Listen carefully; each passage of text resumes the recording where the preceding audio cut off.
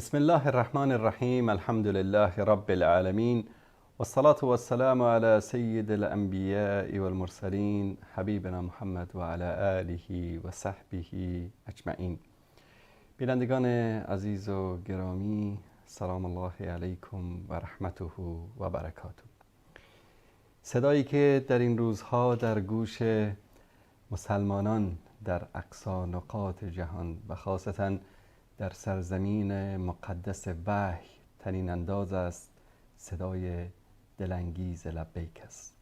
لبیک اللهم لبیک، لبیک لا شریک لک لبیک، ان الحمد و النعمت لک و الملک لا شریک لک. از فردا اولین روز از روزهای مبارک دهه ذوالحجه آغاز می شود. روزهای مبارکی که رسول الله صلی الله علیه و آله و سلم در مورد این 10 روز فرمودند که یکی از بهترین روزهای سال می باشد. الله سبحانه و تعالی به این 10 روز قسم می خورد: والفجر و لیال عشر. 10 روزی که در این 10 روز مبارک بزرگترین عبادتها با هم یک جا می شود. عبادت حج، یکی از ارکان بزرگ دین مبین اسلام. همانطوری که می دانید دین ما بر 5 اساس و ستون استوار است: کلمه شهادت، نماز، روزه، زکات و حج بیت الله الحرام. حج یکی از بزرگترین عبادت هایی است که در این 10 روز مبارک واقع می شود.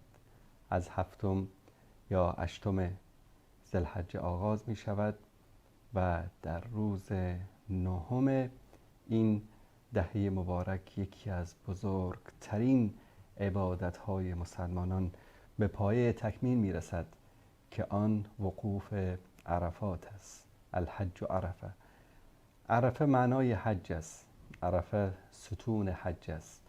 هر عمل دیگری رو که اگر در حج انسان بتواند در اون تقصیر بکنه، امکانش این است که بتواند دوباره اون رو تداعی بکند به شکلی. اما عرفه و وقوف در میدان عرفه تنها رکنی از ارکان حج است که نمی شود آن را دوباره به دست آورد و حاجی که نتواند در عرفات بایستد و وقوف عرفات را انجام بدهد مجبور است که سال بعد اگر استطاعتش را داشته باشد این عبادت را یک بار دیگر تکرار نماید. به همین دلیل در این 10 روز مبارک عبادت‌های بزرگی وجود دارد که مسلمان‌ها انجام می‌دهند و در روز 10 این دهه مبارک یکی از عبادت‌های بزرگی که شعار بندگی، شعار توحید و یکتاپرستی است، قربانی فقط برای الله سبحانه و تعالی انجام می‌پذیرد. الله سبحانه و تعالی وقتی که به این روزهای مبارک قسمیات می‌کند، نشان دهنده عظمت و بزرگی و عزتی است که در این ماه‌های مبارک سال و خاصتاً در دهه ذوالحجه وجود دارد. در دین مبین اسلام الله سبحانه و تعالی فرصت‌ها، مواسم خیر رو برای ما مهیا کرده تا از این مواسم استفاده بکنیم، تا با استفاده از این مواسم و فرصت‌ها خودمان را به الله سبحانه و تعالی نزدیک بسازیم، از الله سبحانه و تعالی طلب مغفرت بکنیم. اینها فرصت‌های طلایی است که الله سبحانه و تعالی برای مسلمانان و برای مؤمنین آماده می‌کند. امروز اگر در دنیایی که ما زندگی می‌کنیم اگر یک فرصتی برای خرید، یک فرصت مناسبی برای خریدن یک شی مادی در این دنیا برای ما میسر شود، انسان‌ها دوان به سوی او می‌دوند تا از این فرصت استفاده بکنند و آنچه که دوست دارند را با قیمت پایین، با قیمت ارزان، بدون زحمت فراوان بخرند. الله سبحانه و تعالی در طول سال مواسم خیری رو برای ما مهیا کرده است که ما جنت الهی را، رضایت الهی را، بهشت برین رو، آن نعمتهای بی پایان را با زحمت کم در فرصت کوتاه به دست بیاوریم. یک فرصت طلایی است. رسول الله صلی الله علیه و آله و سلم در حدیث صحیح می‌فرمایند که ان اعظم الایام عند الله تبارک و تعالی یوم النحر ثم یوم القر. یوم النحر که روز قربانی است، یکی از علامات بزرگ توحید که الله سبحانه و تعالی به او تاکید میکنه چی است؟ فصل لربک وانحر، برای پروردگارت، فقط برای پروردگارت نماز بخوان و فقط برای او قربانی بکن. ببینید در این 10 روز مبارک میشه گفت همه ارکان دین، همه عبادت هایی که بر یک مؤمن فرض است و واجب است و سنت است و نفل است، همه رو ما میتوانیم در این 10 روز مشاهده بکنیم. نماز فرصت طلایی است که از این موسم خیر و برکت انسان استفاده کند. چه کسانی که در حج بیت الله هستند و چه کسانی که در انتظارند که روزی به این شرف بزرگ نائل شوند.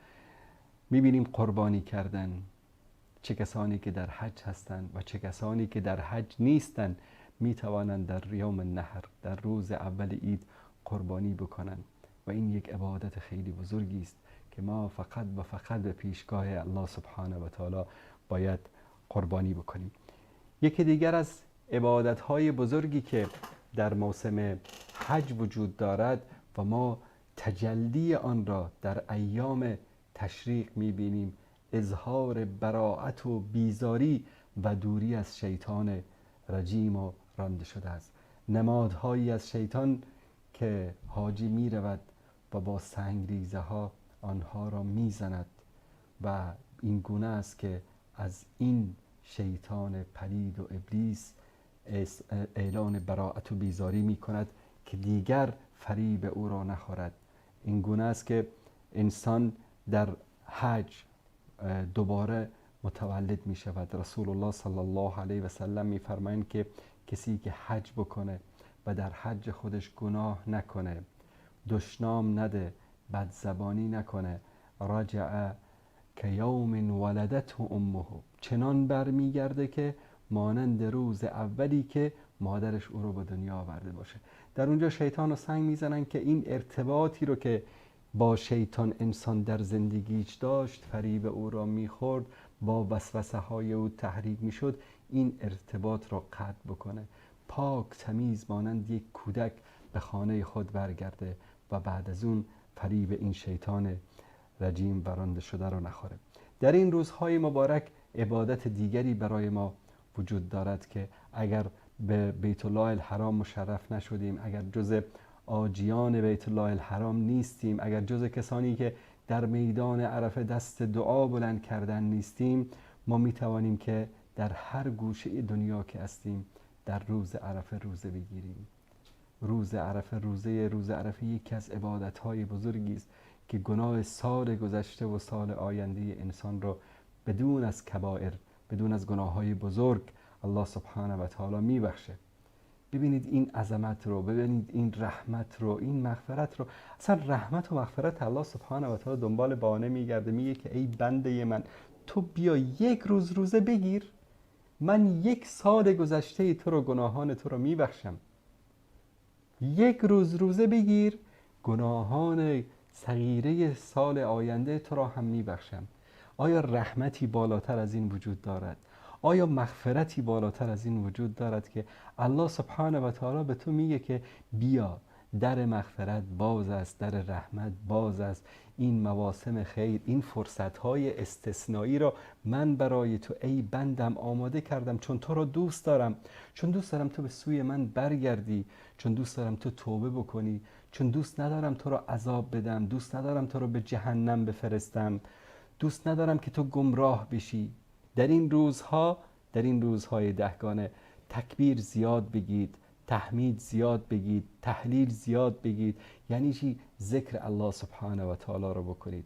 الله اکبر، لا اله الا الله، الحمدلله، سبحان الله. همه اینها ذکرهایی است، همه ذکرهایی که در قرآن و سنت برای ما بیان کردند. رسول الله صلی الله علیه و آله و سلم و الله سبحانه و تعالی در قرآن کریم در آیات متعدد اذکاری رو که از زبان انبیا، از زبان بندگان نیک الله سبحانه و تعالی برای ما بیان نموده است. رسول الله صلی الله علیه و آله و سلم در حدیث صحیح که امام بخاری رحمت الله علیه از عبدالله ابن عباس رضی الله تعالی عنهما روایت میکنه که رسول الله صلی الله علیه و آله و سلم فرمودند: ما العمل فی ایام افضل منها فی هذه. در هیچ عملی در روزهای دیگر سال عظمتش، بزرگیش مانند اعمالی که در دهه اول ماه ذوالحجه انجام میدهند نیست. قالوا ولا الجهاد؟ گفتن یا رسول الله حتی جهاد؟ فرمودن ولا الجهاد، حتی جهاد. سبحان الله، هیچ عملی در این دنیا بالاتر از اعمالی نیست که یک انسان مؤمن و مسلمان در این 10 روز انجام بدهد، مگر الا رجل خرج یخاطر بنفسه و ماله فلم یرجع بشیء. الا کسی که با مال و جانش در راه الله سبحانه و تعالی برای جهاد خارج شده و هر دو را در راه الله سبحانه و تعالی قربانی کرده. جاهدوا باموالکم و انفسکم ان الله اشتری من المؤمنین انفسهم و اموالهم بان لهم الجنه. کسی که در راه الله سبحانه و تعالی با مال و جانش جهاد کرده باشه، مال و جانش رو قربان کرده باشه، این انسان هیچ عمل صالح به این عمل نمیرسه. جانش هم قربانی کرده، مالش هم قربانی کرده، با پول خودش سلاح خریده، با پول خودش رو تنبیه کرده، خرج و مصارف جهاد رو خودش پرداخته و شخص خودش در جهاد شرکت کرده و در راه الله سبحانه و تعالی به شهادت رسیده. این بزرگترین مقامی است که از بین مقام‌هایی که برای مؤمنین الله سبحانه و تعالی در نظر گرفته است، به بنده صالح، به یک مجاهدی که در راه الله سبحانه و تعالی به شهادت برسه عطا می‌گردد. اما هیچ عمل دیگری غیر از این عمل بالاتر از اعمالی نیست که یک انسان مؤمن و مسلمان در دهه مبارک ذوالحجه انجام بدهد.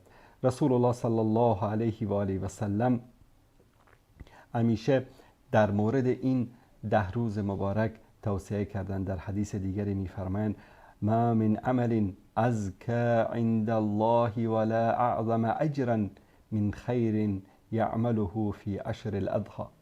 هیچ عملی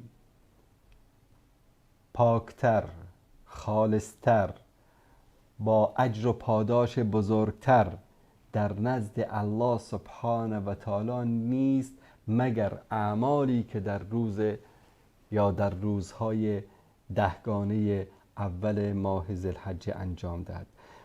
در حدیث دیگری صلی الله علیه و آله و سلم می‌فرمایند که ما من ایام اعظم عند الله ولا احب الیه من العمل فیهن من هذه الایام العشر فاکثروا فیهن من التحلیل والتکبیر والتحمید.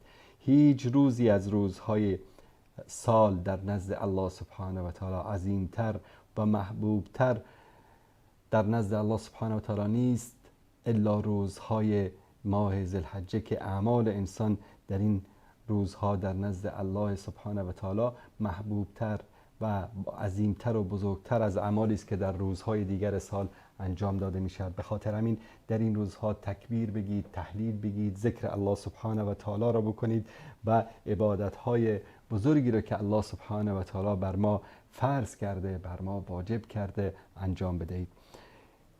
حج یکی از عبادت‌های بزرگی است که در این 10 روز مبارک انجام می شود.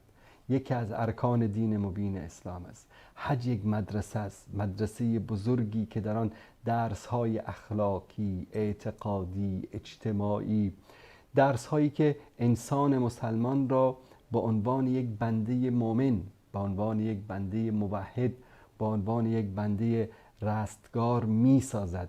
مدرسه است یا دانشگاهی است که انسان مؤمن مسلمان در آنجا امتحان میدهد، امتحان همه اعمالی که شایسته یک مسلمان و مؤمن هست. نمونه ای از همه اعمالی رو که انسان در زندگی خودش به عنوان یک مسلمان انجام میدهد در این عبادت بزرگ ما میبینیم و تجلی میکند. بزرگترین نشانه مؤمن که توحید و یکتاپرستی است، در این عبادت بزرگ در پیشگاه الله سبحانه و تعالی امتحان میدیم و تجلی میکند در وجود انسان.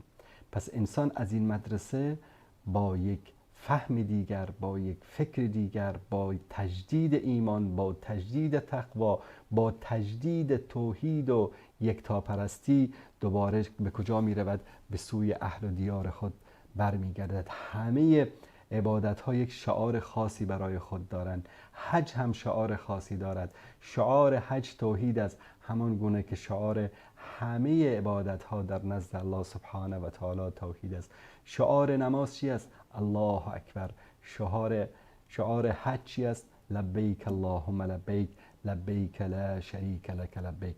شعاری است که انسان به وحدانیت معبود یکتا شهادت میدهد و از شرک و بتپرستی و ریا و اینکه به ذات اقدس الهی مثلی یا مانندی یا شریکی یا همتایی به تراشد اظهار بیزاری می کند.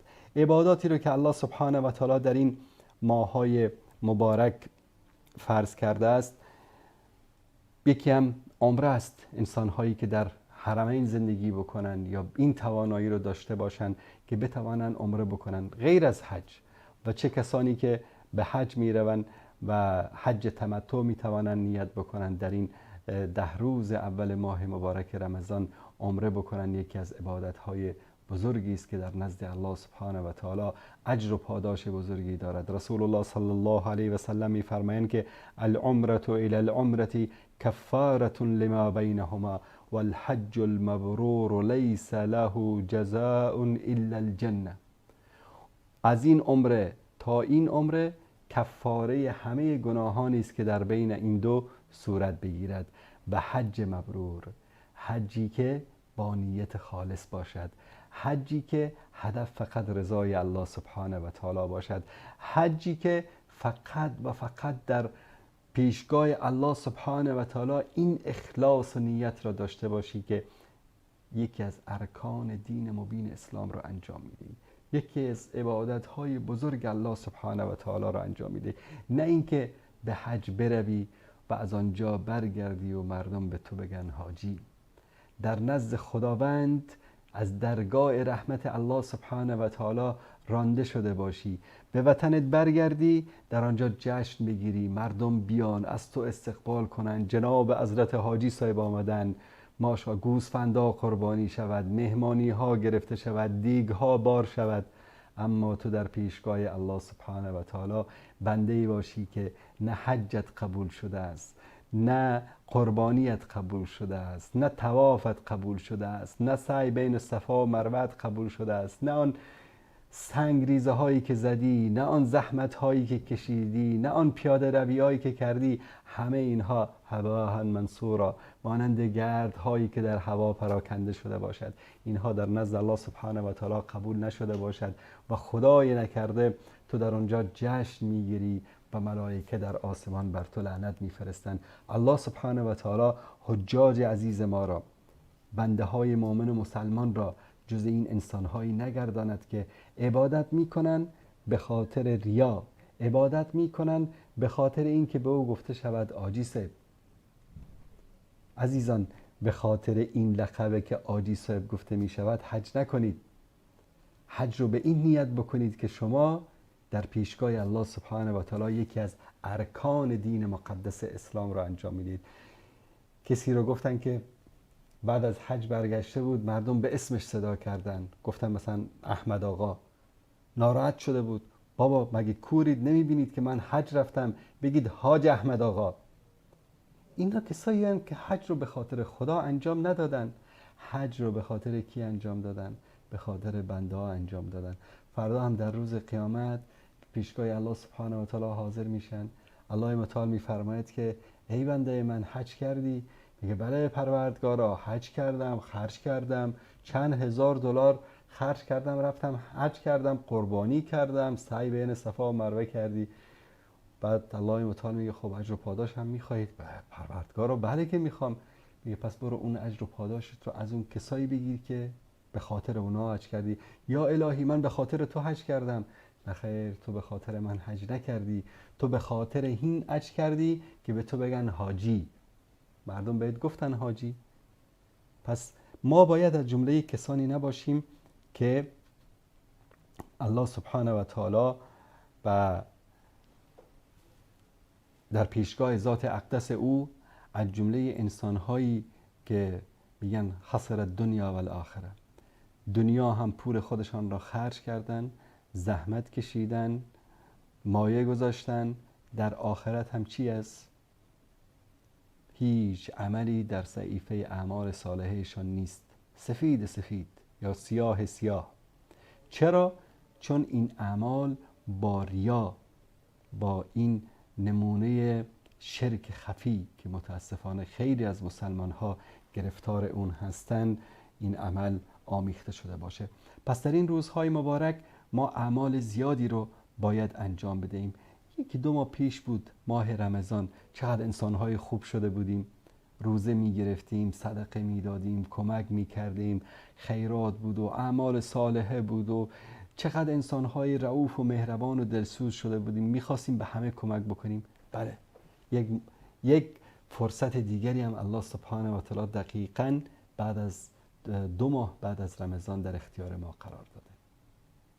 فرصتی است که باید از این روزهای طلایی، از این فرصت استثنایی برای کمک به فقرا، برای کمک به مستمندان، برای کمک به کسانی که شاید در طول سال به امید و آرزوی این هستند که کی عید قربان میرسد تا که یک شکم سیر گوشت بخورند. داریم در کشورمان، در دنیا خانوادهایی هستند که آرزو میکنن زودتر عید قربان برسه تا که بتونن یک شکم سیر گوشت بخورن. پس این یک فرصت استثنایی است. ای کسانی که توانمندید، دارید، الله سبحانه و تعالی بهتون داده، رزق و روزی فراوان داده، خواهران و برادران و عزیزانی رو که گرسنه هستن، شاید سال بگذره به یک تیکه گوشت هم در خانه اونها پخته نشه، ندارن. و ما امروز خبر داریم از وطنمان، از کشورهای همسایه‌مان، در آفریقا، در افغانستان، در تاجیکستان، در ایران، در خیلی از کشورهای دیگر هستن کسانی که مستحق هستن، نمیتوانن اصلا. برای اونها مثلا گوشت خوردن شاید یک خواب و خیال باشد، یک آرزو باشد برایشون. پس این الان یک فرصت استثنایی است. شما میتوانید، حتی کسانی که در کشورهای خارجی زندگی میکنن، وضع زندگی خوبی دارن، لازم نیست که حتما شما در اونجا قربانی بکنید. میتونید که پول قربانی خودتون رو بفرستید به یک انسان که به او اعتماد دارید، انسان مطمئنی است، و در داخل افغانستان میتوانید قربانی بکنید تا هموطنان گرسنه شما حداقل با کرم شما و با این عمل نیک شما یک روز در سالم که شده شکم سیر بخورند و برای شما دعا بکنند و دعای مؤمن در حق مؤمن مستجاب است. از دیگر اعمالی که ما میتوانیم در این 10 روز مبارک انجام بدهیم بر والدین است، نیکی و احسان به پدر و مادر. اگر پدر و مادرتان زنده هستند به خدمت آنها برسید. فرصتی است که هرگز بعد از دست دادن پدر و مادر نمیتوانید این فرصت رو به دست بیاورید. و اگر از دنیا رفتن به نام آنها قربانی بکنید، به نام آنها صدقه بدهید تا که الله سبحانه و تعالی مراتب و درجات آنها را در بهشت برین بالا بگرداند. نماز عید هم که یکی از عبادت‌های بزرگی است که در روز 10 یعنی آخرین روز دهه اول ماه ذوالحجه انجام می شود. از این هم غافل نباشید. ما در این روزهای مبارک دعا می کنیم که الله سبحانه و تعالی به من و به شما عزیزان توفیق عبادت الله سبحانه و تعالی در این روزهای مبارک و در طول سال را نصیب بکنه. و صلی الله علی سیدنا و حبیبنا محمد و علی آله و صحبه و سلم. السلام علیکم و رحمت الله و برکاته.